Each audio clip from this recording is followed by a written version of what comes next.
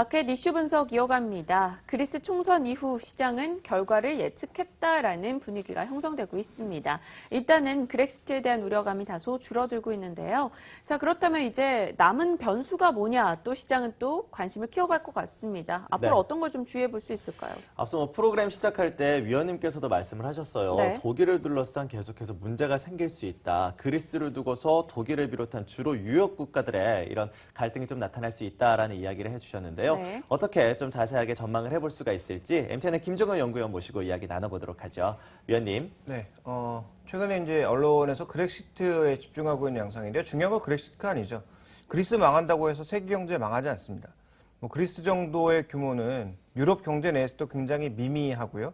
전 세계 비중으로 본다면 더 미미하기 때문에 그리스가 설사 망하거나 아니면 그렉시트가 일어난다고 해서 뭔가 큰일이 일어나는 거 아니죠. 물론 단기적인 변동성 피해갈 수 없겠지만 그런 단기적인 변동성은 시간이 지나가면 해소가 되는 것이고요.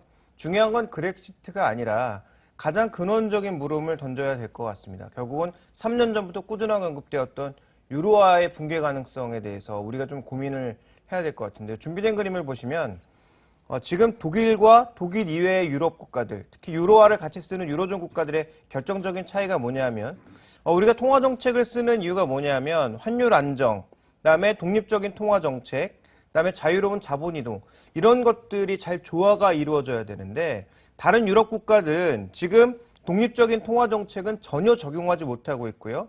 환율 안정과 자유로운 자본 이동 쪽으로만 포커스가 맞춰져 있는 반면, 즉 독일을 제외한 프랑스까지 포함한 대부분의 유럽 국가들이 이런 모습을 보여주고 있는데요. 지금 유일하게 독일만이 환율 안정과 독립적인 통화 정책, 자유로운 자본 이동을 모두 만끽하고 있습니다.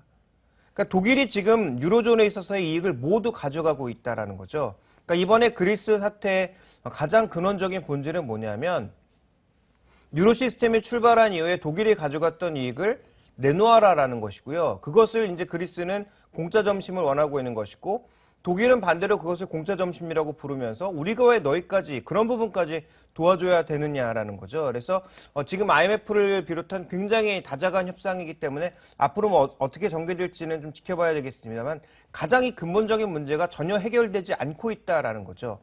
이번에 마치 도와주는 것도 거지에게 떡 하나 던져주는 것처럼 도와주는 듯한 그런 인상을 만약에 풍기게 된다면 분명히 앞으로도 문제가 발생할 소지는 충분하다라는 점. 그러니까 근원적인 문제는 해결하지 않고 지금 그렉시트 문제만 얘기하는 것은 제가 보기에 문제가 있다라는 것이고요.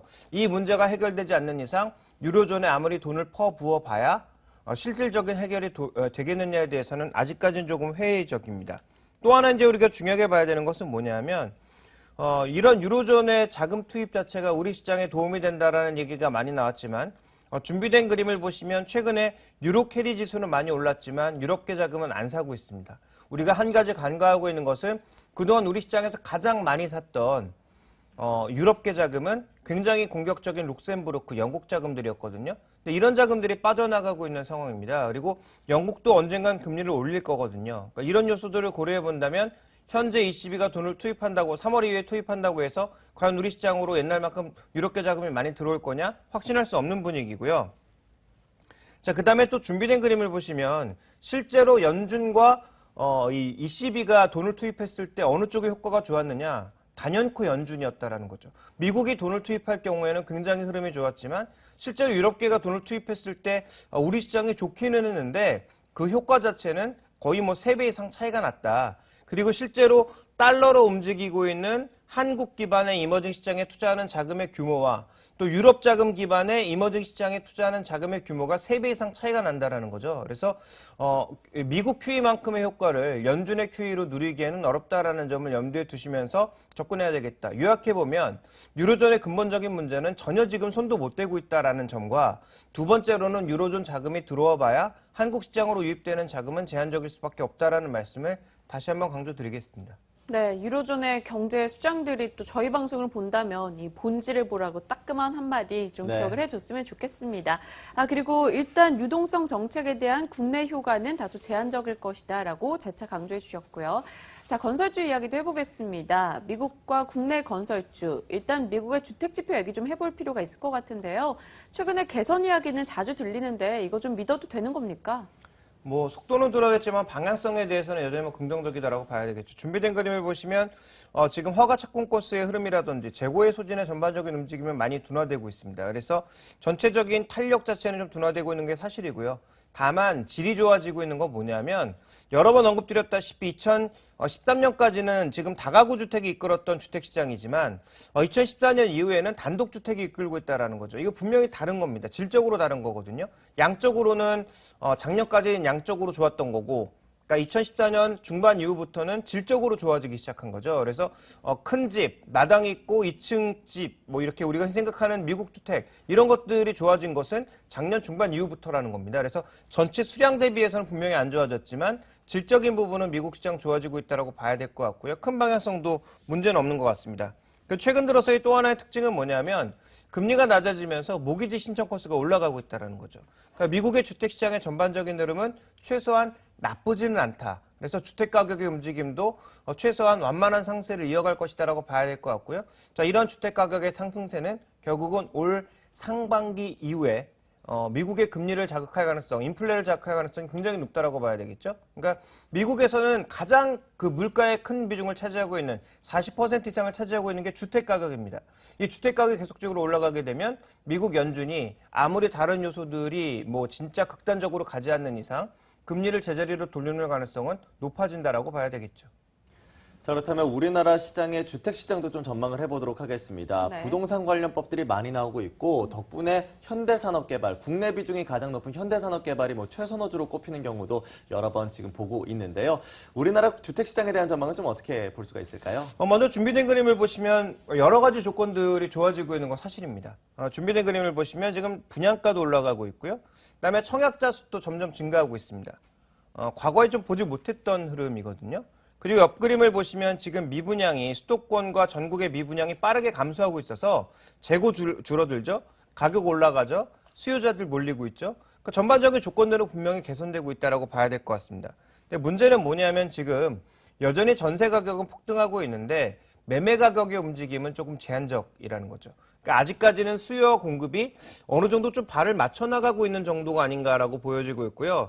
아직까지 과거처럼 뭐 투기 수요가 물리면서 공급 대비해서 수요가 위로 올라가는 그런 현상은 발견되지 않고 있어서 향후 뭐 부동산 가격이 뭐 폭등한다? 이렇게 보기는 어려울 것 같고요. 부동산 3법 이것도 전체적인 부동산 시장의 좀 거래 활성화와 어느 정도의 시장 안정에는 도움이 되겠지만 이게 뭐 부동산 시장을 과거처럼 끌어올려서 우리나라 전체 자산을 끌어올리고 소비를 끌어올릴 만한 강력한 흐름으로 나타나기에는 조금 부족함이 있다. 이렇게 봐야 될 것 같습니다. 그래서 전체적인 흐름을 좀 우리가 좀 요약해 본다면 뭐 완만한 회복세 우리 시장도 좀 이어지지 않을까? 그렇지만 그 완만한 회복세 자체가 가격의 상승을 견인하는 그 정도의 효과는 아닐 것이다라고 좀 봐야 될 것 같습니다.